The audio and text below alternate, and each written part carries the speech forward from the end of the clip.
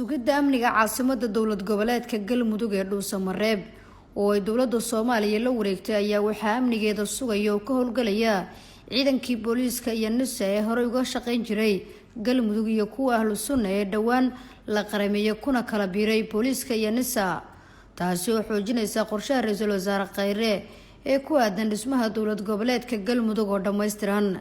ra'iisul wasaaraha xukuumadda federaalka Soomaaliya mudane Xasan Cali Khayre oo ay weheliyaan wasiirka amniga gudaha madaxa fulinta galmudug ayaa ciidamada ugu tagay kormeer si ugu dhiirigeliyo gudashada mas'uuliyadda culus ee ay qaadeen oo ah sugidda amniga iyo xasiloonida magaalada Dhuusamareeb oo martigelinaysa gogasha dib u heshiisiinta iyo doorashada lagu dhisayo galmudug dhameystiran oo loo dhan yahay ugana mahad celiyay hanaankii wanaagsanaa ee uga soo shaqeeyeen sugidda amniga deegaanka.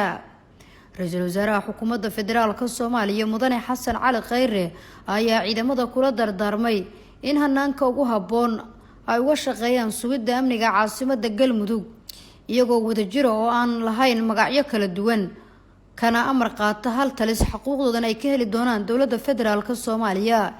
waxa la yiraahdo galmudug ama dowlad federaal ama gobol ama qabiil ma jiraan waxaa tihiin ciidamada Soomaaliyeed oo loogu talagalay amniga magaaladan iyo amniga dalka inay wax ka ilaalisaan. laga bilaabo maanta hadafkiinu waxa uu yahay ma kala lihidina yaa federaal ahaan jiray yaa galmudug ahaan jiray yaa dhuusamareeb ahaan jiray yaa ahlu sunna wal jamaa ahaan jiray.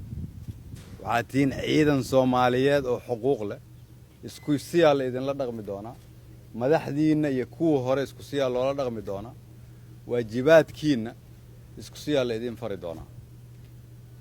amniga magaaladan oo hore uga soo shaqeyseen isku haleyn ma galo. shacabka Soomaaliyeed oo magaaladan degan ilaahay ka sokow idinkay amnigooda idinku aaminin. dowladana waxaa la rabaa xuquuqda aad leedihiin in idin siiso. waxaa la idinka rabaa inaad dulqaad muujisiin qalbi wanaag muujisiin isjeclaan muujisiin wadanimo muujisiin Soomaalinimo muujisiin. waxaa la rabaa tusaale inaad u noqotiin shacabka cadowgu wuxuu ka naxayana idinka ahaatiin. dadka Soomaaliyeed oo maanta halkan idinka fiirsanaya aad ay u faraxsan yihiin niyadoodu way wanaagsan tahay ha ka xumaynina niyadda madax iyo ciidanba. dowladana waxaa la rabaa niyadiina inay sii adkaysto. madaxda halkan joogtay kuwa maqanba iyagana waxaan farayaa in ciidankan loo soo dhammaystiro agabkooda sida ugu dhaqsaha badan.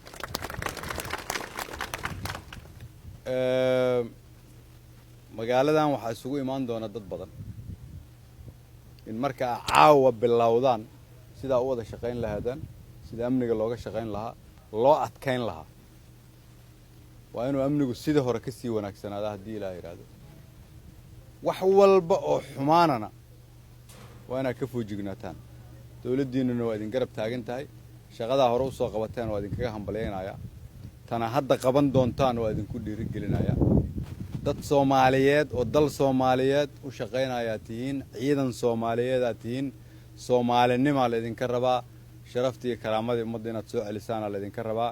waa tallaabadii ugu horeysay qof walba nagala soo shaqeysay oo Sheekh Shaakir ugu horeeyo. wasiirka amniga gudaha Soomaaliya Maxamed Abuukar Islow Ducaale iyo madaxa xukuumadda galmudug Sheekh Maxamed Shaakir Cali Xasan ayaa wax lagu farxo ku tilmaamay in amniga caasimadda Dhuusamareeb lagu wareejiyo ciidanka qaranka Soomaaliyeed.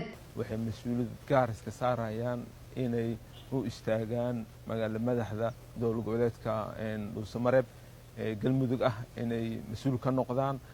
aadan ugu faraxsanahay balantaadan waa ful ra'iisul wasaare mar labaad mar saddexaad dadaalkaaga juhdigaad gelis waqtiga halkan ku sugnayd oo muddo bil ku dhow ah mir dhilkeed waa qaybta hor waatan mudane ra'iisul wasaare waa dadaalkaagii aad ku joogtay caasimadda galmudug mirihiisii in maanta ciidamo ka kooban ciidamada dowladda federaalka Soomaaliya ee booliskii loogu talagalay inay sugaan amniga shirweynaha lagu qaban doono caasimadda galmudug oo inta loo dhirinayay inay hortaada soo saftaan mandarkooda aad u jeedo runtii annakana waana farax gelisay adigana waa ku farax gelinaysaa.